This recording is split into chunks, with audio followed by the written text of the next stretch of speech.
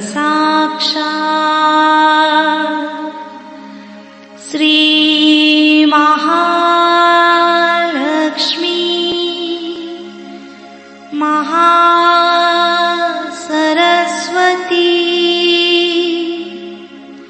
महाकाली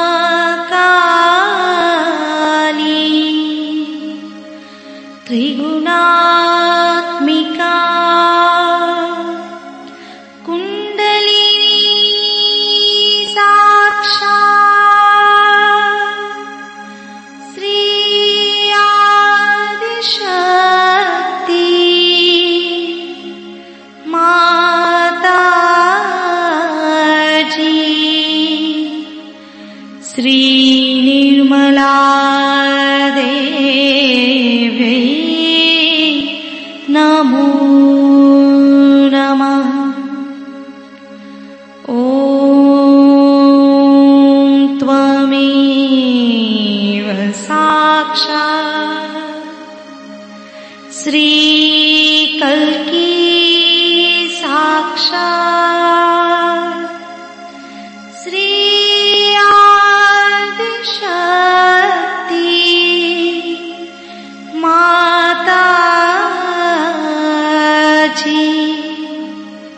श्री निर्मला देवी नमो नमः।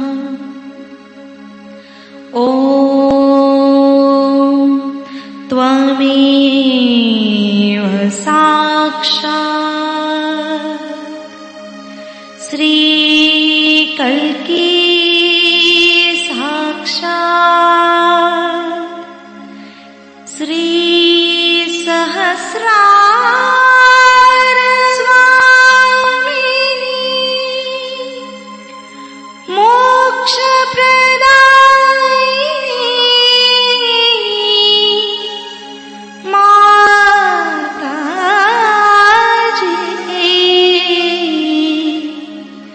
श्री निर्मला देवी नमो नमः।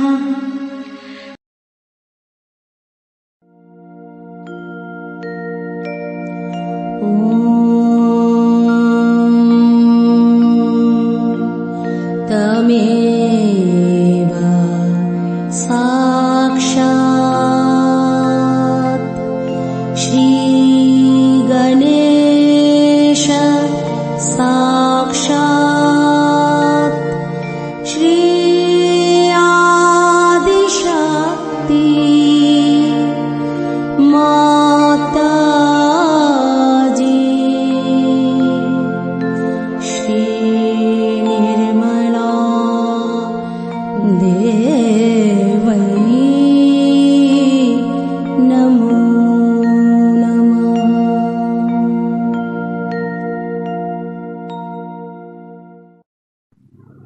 जय श्री माता जी।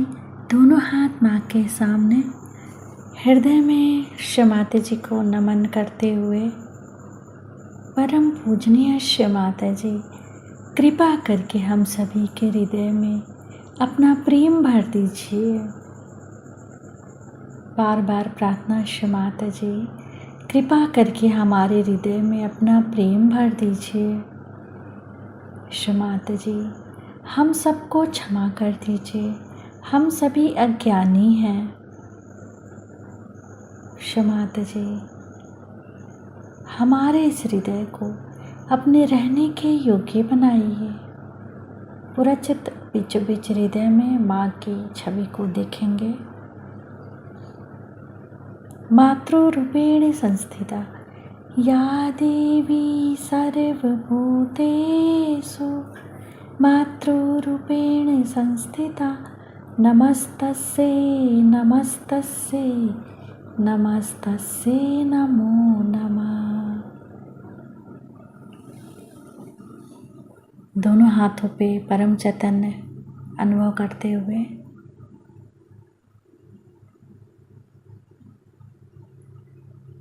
अपना संपूर्ण चित्त राइट नाभि पे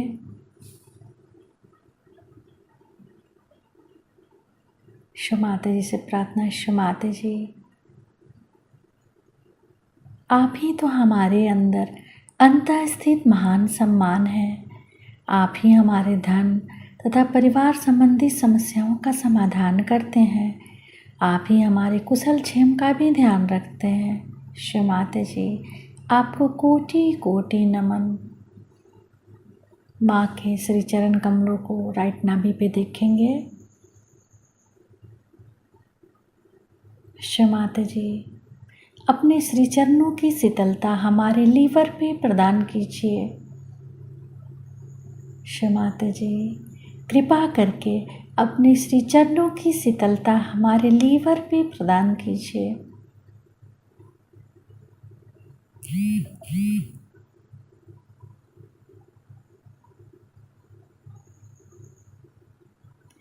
माता जी आप ही तो राजलक्ष्मी भी हैं, आप ही श्री राज राजेश्वरी भी हैं।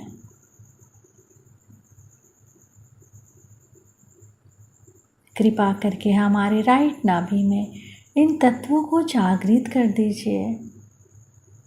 अपने चित्त को वहाँ राइट नाभि पे घुमाएंगे क्लॉकवाइज।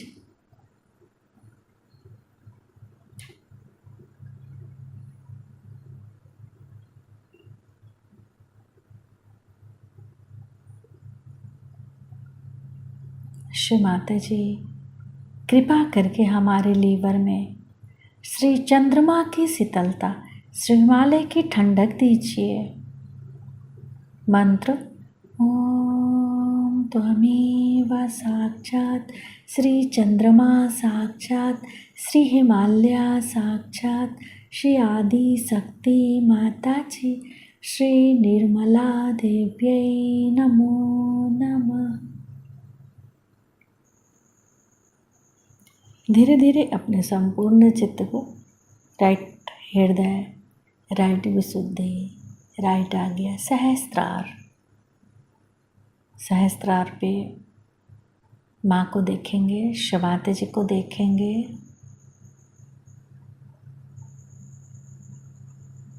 श्री निर्विचारिता मंत्र ओम त्वमेव साक्षात् श्री निर्विचारिता साक्षात् श्री आदि शक्ति माता जी श्री निर्मला देव्यै नमो नमः।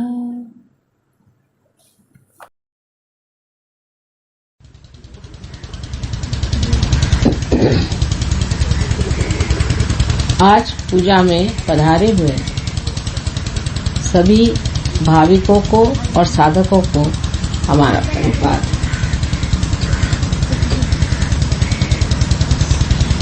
इस कलियुग में माँ की इतनी सेवा, इतना प्यार और इतना विचार जब मानव हृदय में आ जाता है तो सत्युग की शुरुआत हो ही गई। ये परम भाग्य है हमारा भी कि षष्ठी के दिन कलकत्ते में आना हुआ। जैसा कि विधि का लेखा है कि कलकत्ते में षष्ठी ही के दिन आया जाता है। षष्ठी का दिन शाकंभरी देवी का है और उस वक्त सब दूर हरियाली छानी चाहिए। हालांकि यहाँ पर मैंने सुना कि बहुत जोर की बाढ़ आई, लोगों को बड़ी परेशानी हुई, लेकिन देखती हूँ कि हर जगह हरियाली छाई हुई। रास्ते टूट गए थे पर कोई पेड़ टूटा हुआ नजर नहीं। मतलब ये कि सृष्टि जो कार्य करती है उसके पीछे कोई न कोई निहित एक गुप्त सी घटनाएं होती हैं। कलकत्ता का वातावरण अनेक कारणों से प्रक्षुब्ध है और अशुद्ध भी हो गया।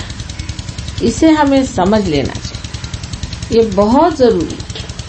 इसीलिए देवी की अवकृपा हुई है, या कहना चाहिए कि सफाई हुई। कलकत्ते में जहाँ की साक्षात देवी का अवतरण हुआ, इनका स्थान यही, जो कि सारे विश्व का हृदय चक्र यहीं पे बसा हुआ है। ऐसी जगह हम लोगों ने बहुत ही अधार्मिक कार्यों को महत्व दिया और सबसे बड़ा अधार्मिक कार्य तांत्रिकों को मानना है। तांत्रिक तो वास्तविक में माँ ही है, क्योंकि सारे तंत्र उसके हाथ में है, उसी ने तंत्र बनाए हैं और वही तंत्र की जानकारी जानती है। पर जो तंत्र के नाम पर दुनिया भर का व्यभिचार, अविचार और आचार करते हैं, उन सभी के लिए मेरा ये कहना है कि उन्हें ये काम छोड़ देना चाहिए। सतयुग में ऐसे लोगों पर घोर अत्याचार होगा, अन्याय होगा, ऐसे लोग बहुत पीड़ित होंगे। इस कलकत्ते में इतने तांत्रिक लोग हैं और उनसे दीक्षित इतने लोग हैं कि उनसे किस प्रकार कहा जाए कि ये सब गलत चीजें हैं, इसे करने से कभी भी लाभ नहीं होगा, ये दुष्टों की चालना है और यही राक्षस हैं जो कि बार बार जन्म लेते हैं।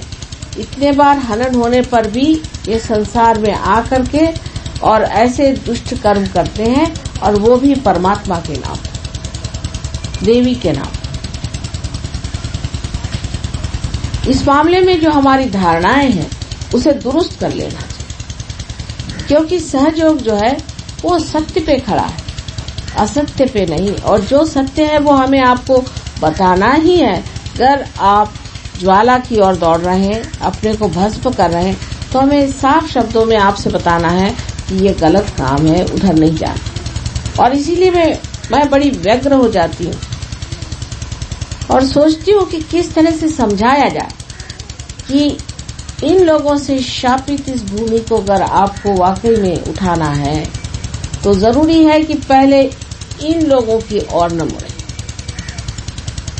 ऐसा लगता है कि त्राही त्राही होकर के लोग सोचते हैं कि यही कुछ लोग फायदा कर देंगे, लेकिन ये फायदे से कहीं अधिक ज्यादा आपका नुकसान करते हैं। इनको तो जहर समझ करके दूर रखना चाहिए। जब तक आप ये कार्य यहाँ पर जोरों में शुरू नहीं करिएगा और एक एक का भांडा नहीं फोड़िएगा, तब तक ये भूमि शापित रहेगी। मैं इस भूमि पर अनेक बार आई हूँ, लेकिन इस क्षण में जब मैं आई तो देखती हूँ कि धीरे धीरे ये भूमि नष्ट हो जा रही। इतनी बड़ी ऊंची साधना प्राप्त की हुई ये भूमि, जहाँ की गंगा भी बह करके रसातल पे जा करके, और जिन्होंने भगीरथ के प्रयत्न से उनके इतने पूर्वजों को शाप विमुक्त किया, इस भूमि की धूलि को ले जा करके वो ये कार्य कर सकी। उस पुण्य भूमि पर इस तरह के अपुण्य के कार्य बहुत हो रहे हैं। ये हम लोगों को जान लेना चाहिए कि इन्हीं अत्यंत सूक्ष्म ऐसी बातों से ये हमारा बंग देश इस तरह से आहत हो गया है।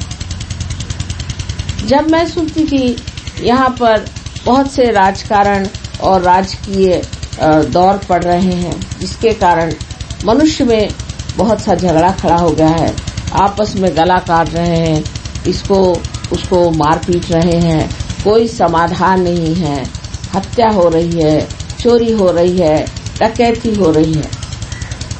तो आप इसे बाह्य से देखते हैं, इसका मूल कारण ये तांत्रिक लोग, ये स्मशान विद्या, प्रेत विद्या आदि अत्यंत हानिकारक विद्या से अपने को बहुत होशियार समझते हैं और सबको बेवकूफ बना करके, उल्लू बना करके, उनसे रुपया पैसा ले करके उनमें ये दुष्ट बाधाएं डाल देते। उस बाधा के कारण मनुष्य एक संभ्रांत स्थिति में पड़ जाता है और उस स्थिति से वो उलझता हुआ पूर्णतया भ्रांति में हो जाता है।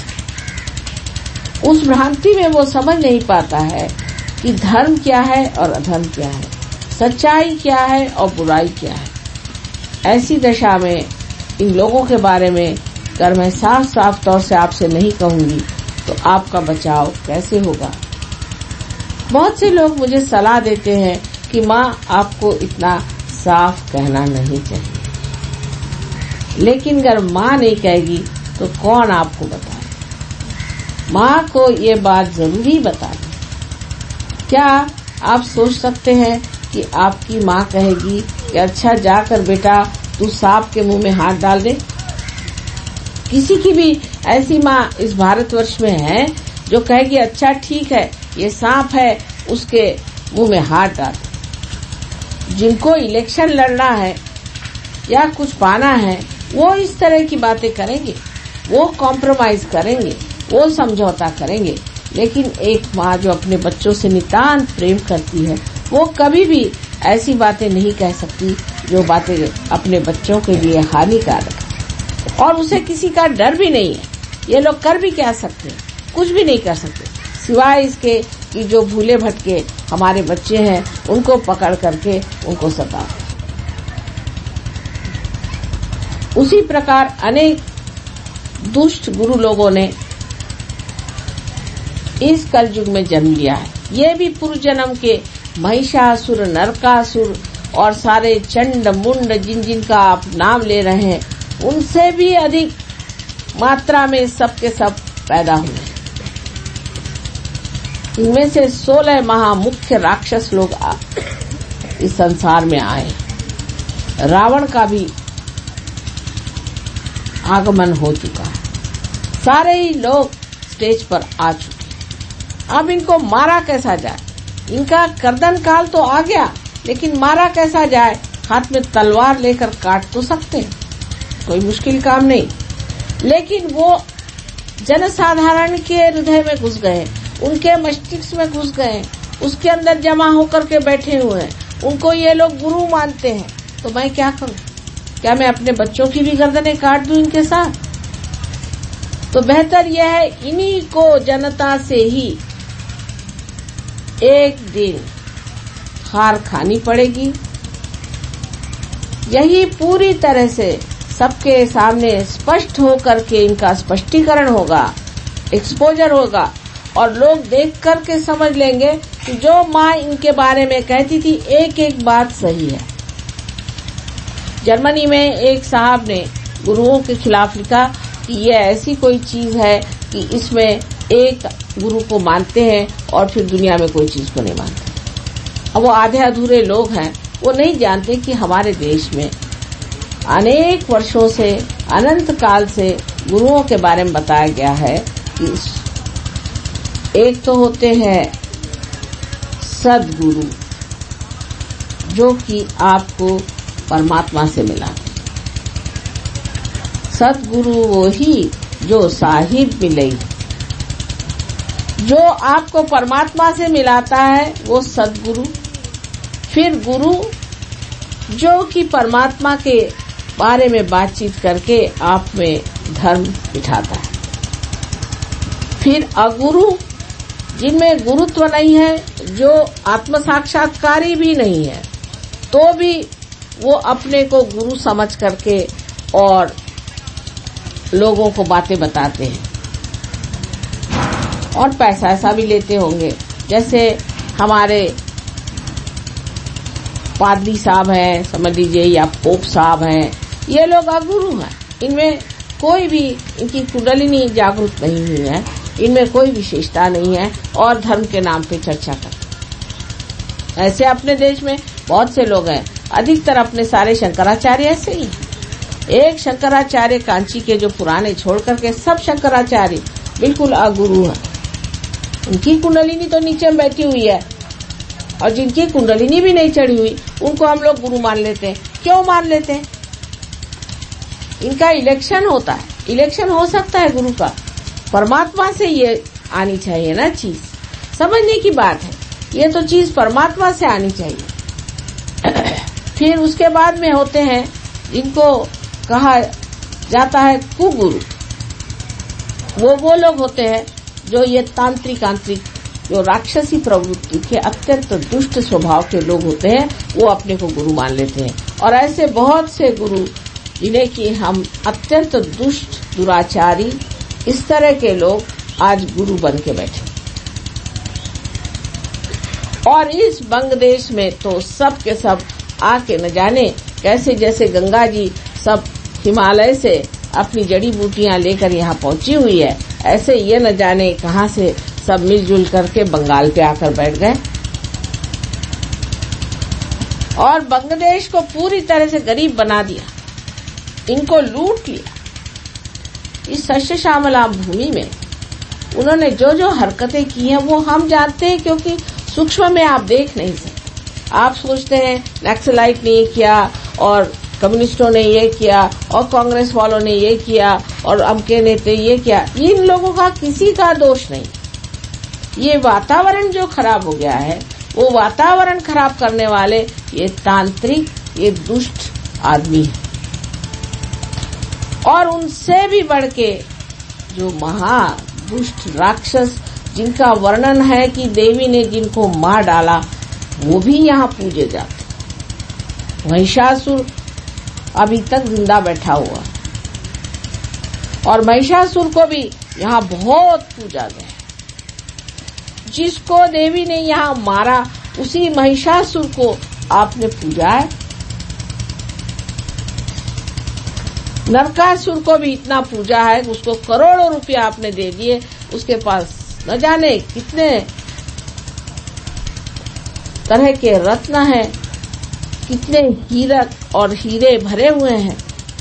ऐसे महादुष्ट लोगों को आपने पोसा हुआ है, तो आप लोग तो गरीब हो ही जाएंगे। ये तो पूरा यही हुआ कि आ बैल मुझको मार। और आप अपनी बुद्धि से नहीं समझ पाते हैं कि ये लोग कितने दुष्ट हैं। आज पूजा के समय में एक माँ को चाहिए कि बताया जाए कि पूजा के लिए सबसे पहले जाना जाए कि आप ही अपने गुरु हैं और किसी को गुरु बनाने की जरूरत नहीं। हम तो कोई गुरु नहीं है, क्योंकि गुरु अगर होते तो आप लोग परेशान हो जाते। लेकिन माँ से बढ़ के गुरु कौन है? माँ तो सब गुरुओं की भी माँ है। और आप चाहे तो हमारे चरणों में बैठे, चाहे हमारे गोद में बैठे, चाहे हमारे सर पे बैठे, हमारे आप बच्चे हैं। बात और है, तो भी ये बात कभी भी नहीं मानी जाएगी कि कोई राक्षस या इसे हम लोग कहते हैं कि नेगेटिव पर्सनालिटी, वो आकर के आप पे छा जाए। ऐसा अगर घटित हुआ तो फौरन हम आपको बताएंगे कि ये चीज आप छोड़ दीजिए, इसके लिए आपको बुरा मानना नहीं चाहिए, क्योंकि हम माँ हैं। आपको मोक्ष देना तो हमारा स्वभाव है, उसमें कोई विशेष बात।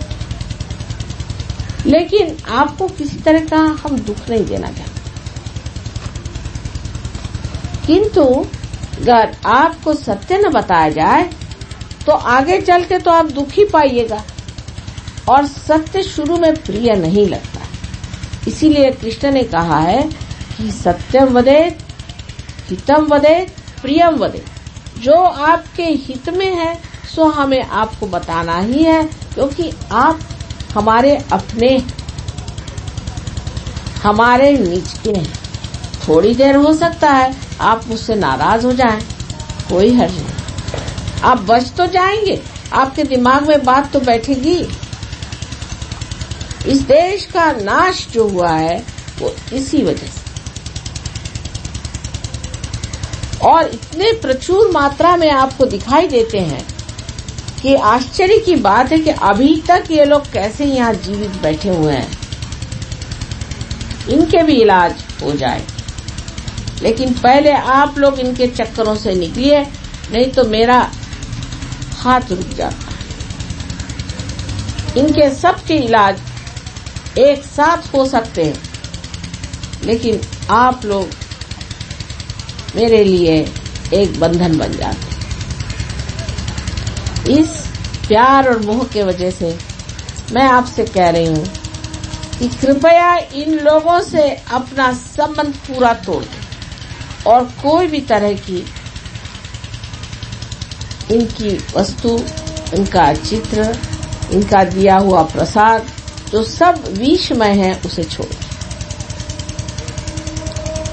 आज पूजा से पहले क्या कहा जाए, इतना हृदय गदगद है, इतनी सुंदर रचनाएं, इतना सुंदर आवाहन, इतना सुंदर स्वागत आप सबने अपने हृदय से किया। हृदय एकदम गदगद हुआ। सब कहते हैं कि माँ प्रसन्न है, लेकिन न जाने क्यों आंखों में इतने आंसू भर आए हैं और गला भी भर आता है सोच सोच के कितने मेरे प्यारे बच्चे यहाँ रह रहे। आपकी सारी विपदा खत्म हो सकती, आपकी सब तकलीफें बिल्कुल मिट सकती है, क्योंकि परमात्मा जो है सर्वशक्तिमान है, उनसे शक्तिशाली कोई नहीं और उनसे प्रेम करने वाला भी कोई। अत्यंत प्रेमी और शक्तिशाली ऐसे परमात्मा आपके अपने होते हुए आपको किसी चीज की क्या जरूरत है या किसी चीज का क्या डर है। बस एक ही बात में हार जाते हैं कि आपको स्वतंत्रता है। आपकी स्वतंत्रता हम छीन नहीं सकते, क्योंकि आपको परम स्वतंत्रता जब देने की बात होती है तो इस स्वतंत्रता का पूरी तरह से आदर किया जाता है। पर उस आदर में ही मनुष्य खो जाता है, मनुष्य बहक जाता है और ऐसे लोगों के पास चला जाता है जो आपके जीवन के दुश्मन हैं, आपके शत्रु हैं। अनेक हजार वर्षों से इन दुष्टों ने इन भक्तों को सताया हुआ है और आज भी सता रहे, लेकिन वो ऐसा सोंग बना के आए हैं और ऐसी खूबी से आए हैं कि आप उसे पहचान नहीं पाते। सीता जी को भी रावण ने भेष बदल करके भूल में डाल दिया था, तो आप तो मानव जाति हैं, आपको वो अगर भूल में डालते हैं तो इसमें आपका दोष नहीं। पर पार होने के बाद, रियलाइजेशन के बाद आपको अपने पांव पर खड़ा हो जाना चाहिए और इन सब चीजों को छोड़कर झाड़ झूड़ करके एकदम स्वच्छ हो जाना चाहिए। आपकी कोई सी भी परेशानी टिक नहीं पाएगी। प्यार की शक्ति सबसे महान है, इसको आज तक हमने इस्तेमाल नहीं किया, ये आप जान लीजिए। और जिस दिन आप इसको समझ लेंगे कि इस प्यार की शक्ति से आप प्लावित हैं और आप जब इसका उपयोग करेंगे, आप आश्चर्यचकित हो जाएंगे कि लगेगा जैसे सारे तारांगण आपके पैर पे लौट खा रहे हैं, सारी शक्तियां आपके चारों तरफ हैं, सारे गण आपको संभाल रहे हैं, सारे देवदूत आप पे पुष्प की वर्षा कर रहे हैं। आप ही आज इस रंगमंच पे स्टेज पर आए हैं, आपके लिए सारी सृष्टि बनाई गई है और उस सृष्टि के सर्वोच्च लोग आप ही हैं। और किसके लिए परमात्मा ने सृष्टि बनाई? लेकिन जो जो गलत काम हो चुके, जो जो गलत बातें हो गई, वो सब भूल करके आज वर्तमान काल में खड़ा होना है, इस प्रेजेंट में खड़ा होकर के और उस आनंद का भोग लेना है, उस अमृत का भोग लेना है जो आपके लिए लालायित है। स्वयं साक्षात परमेश्वर चाहता है कि आप उसके दरबार में आए और अपने अपने स्थान पे आसन हो और वो आपको यथोचित आपका आदर करके आपको हर तरह का आनंद प्रदान करे। एक बाप यही चाहेगा और वही वो चाहते हैं और पूर्णतया वो आपके साथ। आज यहाँ जो हरियाली देख रहे हैं हम, बड़ा सुंदर सा रचाया हुआ बाग है, ऐसा ही परमात्मा का बाग है समझ लीजिए, और उसमें हर तरह के फूल, हर तरह का आनंद, प्रमोद, मोद सब कुछ भरा हुआ है। बस उसमें बैठने की आपकी क्षमता चाहिए और उसके आनंद भोगने की गहराई, इतनी होते हुए सब ठीक हो जाता है। यहाँ के लायन क्लब के लिए क्या कहा जाए, मेरे ख्याल से जन्म जन्मांतर का संबंध सिंह से रहा है और सिंह पे ही इतना काम किया गया है, इसीलिए लायन क्लब से मेरा इतना संबंध जुड़ गया। आपका ये बड़ा ही सुंदर उद्यान है और इस वाटिका को भी और भी बहुत सुंदर आप बना सकते हैं। एक बार एक अमेरिकन औरत से मुझसे पूछा था कि आपके यहाँ कोई फूल नजर नहीं आते। मैंने कहा हमारे देश के फूल बहुत छोटे छोटे होते हैं पर अत्यंत सुगंधमय होते। वो बहुत ज्यादा दर्शनीय नहीं होते, शोई नहीं होते जैसे आपके फूल होते हैं। हर फूल में चमत्कार और मंत्र है। और उन्होंने कहा अच्छा फिर बताइए कि आपके यहाँ कितने तरह के फूल होते हैं। वहीं बैठे बैठे मैंने उनको 40 फूल बता दिए और हर फूल में अत्यंत सुगंध है। अब मैं देखती हूँ यहाँ भी आपको चाहिए कि ऐसे ऐसे फूल जैसे कि चमेली है, चंपा है और पारिजातक है, जिसका वर्णन आपको देवी महात्म्य में मिलता है। अनेक तरह के ऐसे सुंदर सुंदर फूल हैं, प्राजक्त के फूल हैं, अनंत के फूल हैं। अपने देश में ऐसे अनेक फूल हैं और जिसकी बड़ी बड़ी शाखाएं बढ़ जाती हैं और सवेरे सवेरे देखिए तो सब दूर आंगन में वो छाए रहते हैं। आपने जिसे हम लोग बकुल कहते हैं और यूपी में उसे मौलसरी कहते हैं, उसका भी पेड़ बहुत सुंदर है। जासवंदी के अनेक तरह तरह के सुगंधमय पेड़ आप लगा सकते हैं। जापान में एक स्त्री से मैंने कहा कि आपके बाग बहुत सुंदर है, मुझे बड़े पसंद है। कहने सुंदर तो है लेकिन आर्टिफिशियल है, नैसर्गिक नहीं है। और इंडियन किसी भी बाग में जाए तो बड़ी सुगंध रहती है और सुगंध अपने देश की विशेषता, इस मिट्टी की विशेषता। आपको आश्चर्य होगा हम लोग इसे समझ नहीं पाते कि खस में भी इतनी सुगंध है और हर चीज में इतनी सुगंध है। हम लोगों को पता नहीं कि बाहर के देशों में आप मिट्टी में हाथ नहीं डाल सकते, अगर डाल दीजिए तो हाथ में फोड़े आ जाएंगे, ब्लिस्टर्स आ जाएंगे, क्योंकि वहाँ की जमीन जो है वहाँ के पाप से तप्त होने के कारण वहाँ चूना है। आप कहीं हाथ नहीं डाल सकते जब तक आप ग्लव्स न पहनिए, आप मिट्टी में हाथ नहीं डाल सकते। लंदन में तो मैंने पहले सोचा था कि मैं वहाँ बाग करूंगी, क्योंकि शाकांबरी का मुझे शौक है, तो वो मैं चाह रही थी वहाँ भी बाग किया जाए। लेकिन जब देखा कि वहाँ की मिट्टी ऐसी है, मैंने कहा छोड़ दिया, मेरा तो शौक ही वहाँ छूट गया। मैंने कहा बाबा अपने हिंदुस्तान में जाके सारा काम करेंगे, ये तो जमीन कुछ और ही है। इस जमीन पर आप खड़े हुए हैं जिसकी एक एक कण कण से इतना सुंदर सुगंध बहता है। जब जरा सी बरसात हो जाती तो कितना सुंदर सुगंध इस सुंदर भूमि से आता है। और आप लोग भी कुछ न कुछ पूर्व पुण्याई से इस देश में पैदा हुए और इस देश में बसे हुए। सिर्फ इस पुण्याई को पूरी तरह से प्रकाशित करना है, प्रकटित करना है, जो आप सहयोग से बहुत आसानी से कर सकते। रही बात हमारी, तो हम तो आते जाते रहते ही हैं, हर जगह आते जाते हैं, लेकिन बंगाल से हमारा प्रेम बहुत पुराना है, बहुत पुराना है। अनेक वर्षों की बातें हैं जो आप लोग बहुत कुछ जानते हैं, कुछ जानते नहीं।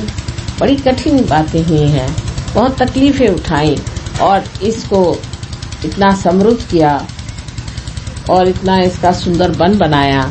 और उसके बाद अब देखते हैं कि यहाँ पर इतनी गरीबी, इतनी परेशानी, इतनी आफत। जहाँ पर ये भूत विद्या होगी, जहाँ जहाँ पर ये भूत विद्या होगी, वहाँ वहाँ गरीबी रहेगी। अब आप कहें कि यहाँ टाइफून आते हैं और आप लोग उससे नष्ट हो जाते। अब आपको मैं एक किस्सा सुनाती हूँ। मैं एक बार चूक गई, वहाँ पर बहुत से लोग मुझे लेने आए, वहाँ बहुत रईस लोग रहते हैं, मोटरे वोटरे लेके आए। मुझे बड़ा आश्चर्य हुआ कि ये सब मेरे पास किस लिए आए। पता हुआ कि ये लोग वहाँ तंबाकू की खेती करते हैं। उनके घर में सब इंग्लिश टाइल्स लगी हुई, सब इंग्लिश बाथ्स लगे हुए, सब ये लोग इंग्लैंड तंबाकू बेचते हैं और वहाँ से सब इंग्लैंड से चीजें इंपोर्ट कर करके अपने घर में बड़ी शान से लगाए हुए। अब भाई हम तो जरा साफ कहना ही पड़ता है चाहे बुरा मानो चाहे भला मानो। तो हमने कहा भाई आप लोग मोटरे वोटरे लेके आए, हमें कहना नहीं चाहिए, अतिथि रूप से तो कुछ भी नहीं कहना चाहिए, लेकिन हम मां स्वरूप होकर के आपसे कहते हैं कि आप ये तंबाकू लगाना बंद, ये गलत था। तो उन्होंने कहा वाह माँ, हम तंबाकू के अलावा क्या लगाएं? तो हमने कहा आप कपास लगाइए, बढ़िया कपास यहाँ होगा, तंबाकू मत लगाइए, तंबाकू राक्षसी है, इसको मत लगाइए। तो कहने लगे कि नहीं पर हम थोड़ी पीते हैं, ये तो हम इंग्लैंड भेजते हैं। मैंने कहा वाह, अगर इंग्लैंड भेजते तो कोई पाप नहीं। कहले उन्होंने अपने को इतना सताया, पीने दो तंबाकू, मरने दो उनको। तो मैंने कहा ये कोई तरीका हुआ, ये कोई साधु संतों का तरीका हुआ कि उनको मरने दो? उन्होंने अपने को इतना सताया, जिन्होंने सताया तो कब के मर गए, तो दूसरे आए हुए, उनको सताने से क्या फायदा। लेकिन वो किसी तरह से नहीं माने। लेकिन जब मैंने कहा कि नहीं इसको बंद करना पड़ेगा, ये ठीक नहीं, तो वो लोग बहुत नाराज हो गए। उसके बाद हम इधर उधर देखने गए तो देखा कि बड़ी गरीबी, एक तरफ बहुत अमीर लोग और एक तरफ बहुत ही गरीब लोग, बंगाल से भी गरीब लोग पेड़ पे रहते। मैं कहा भाई ये कैसे? कह ले ये लोग हैं, ये बड़ी प्रेत विद्या करते हैं, श्मशान विद्या करते हैं, ऐसा करते हैं वैसा करते हैं, उसी से पैसा कमाते हैं। मैंने कहा पैसा क्या कमाते हो? तो पेड़ पे रहते हैं, उनकी हालत तो ये। उसके बाद मैंने उनसे एक बात कही, इशारा, देखिए आप समुद्र के किनारे बैठे हैं, संभल के रहिए, समुद्र आपका पिता है और जो पिता है वो अत्यंत पवित्र है, उसके किनारे बैठ करके आप ये गड़बड़ काम मत करिए, ये बिगड़ गया तो आप सबका सर्वनाश होता है। तो उन्होंने कहा कि ऐसे कैसे हो सकता? मैंने कहा हो जाएगा, देख लीजिए। एक तो हमने आपको चेतावनी अब दे दी, अब चेतावनी के बाद फिर गड़बड़ हुई है तो फिर हमसे न कहना। उसी साल वहां पर एक बहुत बड़ा इसी तरह का एक टाइफून का नाना आया और वो सबको लटका गया, सब लोग पेड़ पे लटक गए, हजारों लोग मर।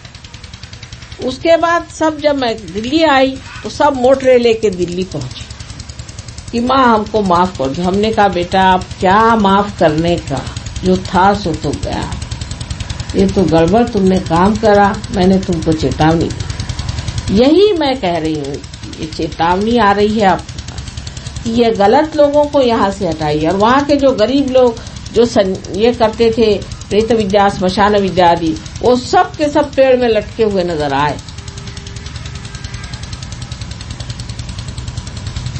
तो जिस वक्त ये काली विद्याएं और इस तरह की चीजें चलती हैं तो वो सकिंग कर लेती, वो अंदर अपने अंदर खींच लेती हैं इस तरह के आतंक को, जो बाहर से आकर के सब दूर नष्ट भ्रष्ट कर देता है। हालांकि हमारे आने से पहले अधिकतर ऐसा होता है, इंग्लैंड में भी हमने देखा, जहाँ भी हम जाते हैं तो बड़ी बिजली कड़कती है और बहुत बरसात होती है, सब एकदम साफ धुल जाता है तो हम पहुंचते हैं। लेकिन तो भी लोगों की समझ में नहीं आता है कि हमें अपनी सफाई खुद ही करना चाहिए। क्यों सृष्टि से कहा जाए, कभी कभी वो भी ऐसा हो जाता है कि उसमें बहुत कुछ नष्ट भी हो सकता है। इसलिए अगर आप ही सत्य को मान लें और स्वीकार कर लें और अपने को सत्य के रास्ते पर सफाई पर ले आए तो सत्य कहीं और से आप पर प्रकट हो तो बड़ा भयंकर होता है, बहुत जोरों में उठता है वो, और उसकी जो चाल होती है उसके अंदर बहुत से अनाथ, दुखी, बेसहाय और बेगुनाह लोग भी मारे जाते। इसलिए बेहतर है कि इंसान ही सत्य पे आ जाए और इंसान ही अपने को साफ कर दे, न कि सारी सृष्टि चराचर सृष्टि में ये बात फैल जाए कि चलो अब कलकत्ते को ठिकाना लगाना तो यहाँ 8-10 को मारो, और उसका कोई फायदा तो होता नहीं, कोई इसको समझता भी नहीं, कोई इस भाषा को इनकी समझता नहीं है। सब लोग सोचते हैं कि हम तो रोज देवी के मंदिर जाते हैं, फिर ये प्रकोप क्यों हो गया? उस देवी के मंदिर में भी वहां बैठे हुए हैं राक्षस, बिल्कुल उनके सामने बैठे हुए, बड़ी हिम्मत करके बैठे हुए हैं। हालांकि जिस वक्त देवी जागरूक होंगी तो पता चलेगा, एक एक का ठिकाना हो जाएगा। एक बार गंगा जी में जागृति आई थी तो सब जितने भी ऐसे पंडे वंडे लोग थे सब अपनी खटिया उठा करके सामान लेके भाग रहे थे। मैंने देखा था टीवी में, मैंने कहा अच्छा हुआ गंगा जी ने ठिकाने लगा दिया सबको। जितने भी हरिद्वार से लेकर के पटने तक जितने भी लोग थे सब अपने झोले उठा करके भाग रहे। लेकिन तो भी मनुष्य सीखता नहीं है। अगर उस पे निसर्ग से कोई उपचार हो तो सीखता नहीं है, सिर्फ वो सीखता है अपनी आत्मा से। इसलिए आप सहयोग को प्राप्त हो। कोई सी भी ऐसी बीमारी नहीं जो सहयोग ठीक नहीं कर सकती, कोई सी भी ऐसी विपत्ति नहीं जो दूर नहीं हो सकती। हर तरह की मुश्किलें दूर हो सकती, लेकिन पाने के बाद श्रद्धा होनी चाहिए, जो अंधी श्रद्धा नहीं है। देखी हुई बात है, आपने पाया है, आप अपने में विराजमान होइए। आप स्वयं अपने सिंहासन पर बैठिए, आपने पा लिया है। आप क्यों अब भी भिखारी जैसे बैठे हैं? आप आराम से समझ लीजिए कि आप परमात्मा के साम्राज्य में हैं और उसके सिंहासन पर बैठिए और उसके आशीर्वाद से पूरी तरह से बेफिक्र होकर के अपनी जिंदगी का सबसे अत्युत्तम जो कुछ भी है उसे पाइए। उसमें ये नहीं मैं कहती कि कोई आप सन्यासी भाव से बैठेंगे या कोई आपका सब कुछ छूट जाएगा, कुछ भी नहीं। लेकिन आपकी उपभोग शक्ति जो है वो बढ़ जाती। जैसे कि अब यहाँ पर आपने देखा कि यहाँ एक बहुत सुंदर सा एक चर्म बिछा हुआ है और ये चिट्टे का बना है। अब आप लोग सोच रहे होंगे कि किसने मारा, ये किसका बनाया है, क्या है क्या नहीं। लेकिन हम इसको देखते ही साथ निर्विचार हो गए, हम कुछ सोचते नहीं है। हम तो वो देख रहे हैं इसके बनाने वाले की करामात की क्या कमाल की चीज बनाई है, और न सोचते न कुछ नहीं, सारा आनंद जो ऊपर से नीचे तक दौड़ा चला। तो हम तो भोगता हुए असली ये सुंदर सा बना हुआ है सब कुछ इसके बारे में सोचते नहीं है, बस इसे देख भर रहे हैं। और देखते हुए इसका बनाया हुआ जो आनंद है, जिन आर्टिस्ट ने इसको अपने हाथ से बनाया, वो सारा ही आनंद हमारे अंदर झरा चला जाए। उसके बारे में कुछ भी नहीं सोचा, कुछ भी नहीं जाना, बस ये बनाने वाले की जो सूक्ष्म शक्ति है जिससे ये आनंद उसने इसमें डाला है, वो सारा ही आनंद हम अपने अंदर ले रहे हैं। तो भोक्ता आप बन जाए, सब चीजों का भोग आप ले सकते हैं। अभी तक जो भी प्रॉपर्टी है तो भी हाय तौबा है, जो भी सामान है तो भी हाय तौबा है। इंश्योरेंस में लिखाया, इधर लिखाया, उसके पास लिखाया, बिल बनाया और क्या क्या दुनिया भर की चीजें करते रहते हैं। और एक परेशानी की चोर न ले जाए न कुछ हो जाए। हम तो किसी के भी नाम कोई चीज हो, अब ये लायन क्लब के नाम है समझ लीजिए, लेकिन हम तो इसको पूरी तरह से भोग रहे हैं। चाहे आपके नाम से हो चाहे किसी के नाम से हो, भोगने का काम तो हमारा है, हम इसे पूरी तरह से भोग रहे हैं। इसी प्रकार आपको भी भोगने की शक्ति अपनी बढ़ानी चाहिए। इसमें छोड़ने छाड़ने का क्या है? जब किसी चीज को पकड़ा ही नहीं तो किस चीज को छोड़ना है और किस चीज का संन्यास नहीं। थोड़ी बात बढ़ती है लेकिन कहना पड़ेगा, क्योंकि आप सहयोगी हैं, आपसे ही ये बात कही जाएगी। अगर ये बात मैं अगर जनरल पब्लिक में कहूँ तो 50% लोग उठ करके भाग जाएंगे। दूसरी बात ये कहने की, आपको सब चीज भोगना है, लेकिन उससे भी आगे मैं ये बात कहूंगी कि सिर्फ आपको भोगना ही नहीं है, लेकिन आपको इसी जिंदगी में यहीं पर मजे से जम के रहना है, कहीं भागना नहीं है। कोई पलायनवाद नहीं कि आप गेरुआ वस्त्र पहन करके अगर आए तो आपके वाइब्रेशंस गए। रावण भी तो आया था गेरुआ वस्त्र पहन करके। विशेषकर गेरुआ वस्त्र से मुझे बड़ी चिढ़। काहे को संन्यास ले रहे हो? क्या तो आपकी माँ नहीं बहे? आपकी माँ सामने बैठी हुई, आपको क्या मजाल है कि आप संन्यास ले लेंगे? इससे बढ़ के लिए माँ के लिए और क्या दुख की बात होगी। अगर किसी माँ को दुख देना तो आप कहेंगे माँ कल से मैं संन्यास ले रहा हूँ। वो कहे बेटा तेरे को जो चाहिए सो ले ले, माफ कर। ये समझ लीजिए कि मैं आपकी माँ हूँ, और माँ को सुख काहे से होता वो भी समझ लेना चाहिए, और दुख काहे से होता। अब दूसरी जो बात है, ये उपास करने की बीमारी जो हमारे अंदर बना दी है, ये बिल्कुल गलत बात है कि आज शनिवार तो उपवास, कल रविवार तो उपवास। किस दिन आप खाना खाते हैं भगवान जाने। अगर आपको ऐसे उपवास का शौक है तो करिए। भगवान कहता अच्छा चलो, हिंदुस्तानियों को बड़ा उपवास का शौक है, तो उपवास ही में मार डालता है, क्योंकि आपको शौक है तो वही करी। लेकिन अगर माँ को दुख देना है तो लड़का कहता है कि माँ मैं आज खाना नहीं खाऊंगा, हो गया माँ का तो सारा दिन खराब गया। बच्चे ने कह दिया कि खाना नहीं खाऊंगा तो बड़ी बुरी बात, उसके तो प्राण निकल गए, अरे बाप रे आज कैसे होगा, मेरी जान गई, अब तो मेरे बच्चे ने खाना नहीं खाया। सारे दिन वो टेक लगा के बैठेगी कि अरे मेरे बच्चे ने खाना नहीं खाया, सारी दुनिया को बताएगी, पेड़ को बताएगी, पत्तों को बताएगी, सबको बताएगी मेरे बच्चे ने खाना नहीं खाया। और इस देश में मैं देखती हूँ जो देखो वही उपवास करता है।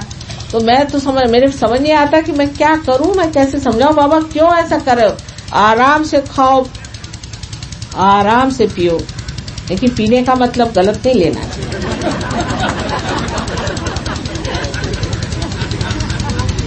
जो चेतना के विरोध में बात जाती है वो नहीं करना। ये सब इसलिए बनाया गया है कि आप तो भूखे रहो और जो पैसा बचे सो मेरी जेब में। तो उपवास सहयोग में मना है, ऐसे ठीक है, आपका मन है अपनी तंदुरुस्ती के लिए कभी खाना नहीं खाना तो नहीं खाओ, और कभी खाना खाना है तो खाओ। जैसे आपको कभी कहीं जाना हो किसी के घर और आपको नहीं मन कर रहा उसके घर खाना खाना, तो आप कह दीजिए मुझे उपवास है, तो ठीक है वो छोड़ देते हैं आपको। फिर इस तरह से आप उपवास करें तो हर्ज नहीं, मतलब उपवास आप अपने लिए करिए, ये नहीं कि उपवास के लिए आप जी रहे हैं। सब चीज आपके हाथ में है, जब चाहे उपवास करेंगे, नहीं तो नहीं करेंगे। कौन कहने वाला है ये टाइम ऐसा है वो टाइम ऐसा है, हम तो मस्ती में बैठे हुए हैं। कोई कहेगा कि अभी खाओ तो खा लेंगे, नहीं तो नहीं खाएंगे, क्योंकि खाने की तरफ चित्त ही नहीं होना चाहिए। अगर आप पूछे कि क्या खाया तो मुझे सोचना पड़ेगा क्या खाया कि नहीं खाया। खाने की तरफ चित्त होने से ही आदमी उपवास करता है। अगर उधर चित्त नहीं हो तो उपवास नहीं करेगा, क्योंकि वो बहुत बार उपवास भी कर जाता है, उसको पता ही नहीं चलता उसने उपवास किया कि खाया। सिर्फ अपना चित्त जो है खाने में से निकाल लेना चाहिए, क्योंकि हमारे भारतीय लोगों में एक बात है, खाने में बड़ा चित्त है। बीबी भी बड़ी होशियार है यहाँ की, स्त्रियों को बड़ी अकल है, वो कहती चलो इनको ऐसा खाना बना के खिलाओ कि ये हमारे चंगुल में फंसे रहे। कहीं भी जाएंगे दौड़ के घर आ जाएंगे, क्योंकि खाना बनाना हिंदुस्तानियों को नहीं आता, आदमियों को। तो औरतों ने उनको ऐसा बना दिया कि वो खाना तो बना नहीं सकते, और बीबी क्या बना रही इधर ध्यान, तो बीबी इसी पर आपको पटा लेगी, और इसीलिए चित्त हमारा ज्यादा खाने पे रहता है। पर और लोगों में ऐसा नहीं, जैसे जापानीज लोग हैं, वो देखेंगे कि वस्तु कैसी बनी है, सुंदर है या नहीं, इसमें रूप है या नहीं, खाने पे वो चित्त नहीं रखते। लेकिन हमारा हिंदुस्तानियों का मुख्य धर्म है खाना, कि कौन सा खाना बना है आज घर में, या किसी ने कहा भाई मेरे घर ये अच्छा खाना बनता, तो पहुंच गए वहां सारे मंडली, सीधे गांव भर को पता हो जाता है कि आज कहीं खाना बन रहा है, तो सब मंडली पहुंच गई खाने के लिए। और खाने की वजह से प्यार भी औरतें बहुत प्रकट करती। जैसे हमारी ग्रैंड डॉटर से एक दिन मैंने पूछा भाई तुम क्या करना चाहती हो, तो वो मुझसे कह रही मैं एयर होस्टेस होना चाहती हूँ, और या तो मैं नर्स होना चाहती हूँ। मैंने कहा क्यों? कहने नानी इन्हीं दो प्रोफेशन में ऐसा होता है कि आप लोगों को खाना दे सकते। तो औरतों को बड़ा शौक है यहाँ की, ये कमाल है, और कहीं नहीं सर, कहीं नहीं है। आप लंदन में जाइएगा तो 3 दिन में आपका आधा वजन हो जाएगा, वहां तो सब बॉइल्ड ही औरतें खाना देती हैं। तो हिंदुस्तान की औरतों में ये भी एक खूबी है कि वो उनको बड़ा शौक है ये बना के खिलाएं। मेरे साथ बड़ा अत्याचार होता है, माँ मैं आपके लिए स्पेशली बना के लाई हूँ रबड़ी, मैं रबड़ी खाती नहीं बाबा। तो खाने पीने में हमारा चित्त जो है उसमें भी एक सुंदरता है, लेकिन मैं कह ये रही हूँ कि उससे चित्त ही हटा लेना चाहिए, चित्त हटा लेना चाहिए। तो आदमी उस सूक्ष्म में उतर सकता है, जैसे कि शबरी के बेर श्री राम ने इतने शौक से खाए। उसकी जो सूक्ष्मता थी वो श्री राम ने कैसी पकड़ी, क्योंकि उसके अंदर वो उन्होंने उसका प्यार, उसकी नितांतता, उसका आदर, उसका विचार सब देख करके इतने शौक से उठाए। यही बात हमारे अंदर अगर आ जाए कि हम खाने की ओर चित्त न दे करके और उसके पीछे जो भावना है उसकी ओर ध्यान दे, तो हम सहयोगी हो गए।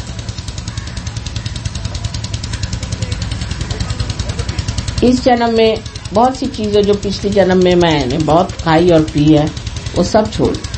जैसे वर्णन है कि देवी को श्रीखंड बहुत पसंद है, मैं बिल्कुल नहीं खाती हूँ, और पूरन पोड़ी पसंद है, बिल्कुल नहीं खाती हूँ, और दूध बिल्कुल नहीं पीती हूँ। सब चीजें जो होती थी सब छोटी, क्योंकि उस जन्म में कर लिया। अब इस जन्म में क्या खाने, अब इस जन्म में भूतों के खाने के लिए इतने हैं कि मेरे पास पेट में जगह ही नहीं रहती और कुछ खाने के लिए। आप लोगों से मिलकर बहुत आनंद हुआ, जैसे बहुत बिछड़े हुए मेरे सब कुछ मिल गए। इस कलकत्ता में एक बार जागृति आ जाएगी तो आप देखेंगे कि यहीं पर सब चीज अत्यंत सुंदर हो सकती है, और वो होनी चाहिए। परमात्मा लालायित है आपको आशीर्वादित करने के लिए, सिर्फ आप इसे झेल सके, इतनी ही बात है। तो मेरी कोई बात का बुरा नहीं माना। जो बात मैं कह रही हूँ जो सत्य है वही कह रही हूँ, उसको स्वीकार करना चाहिए। सबको मेरा अनंत आशीर्वाद।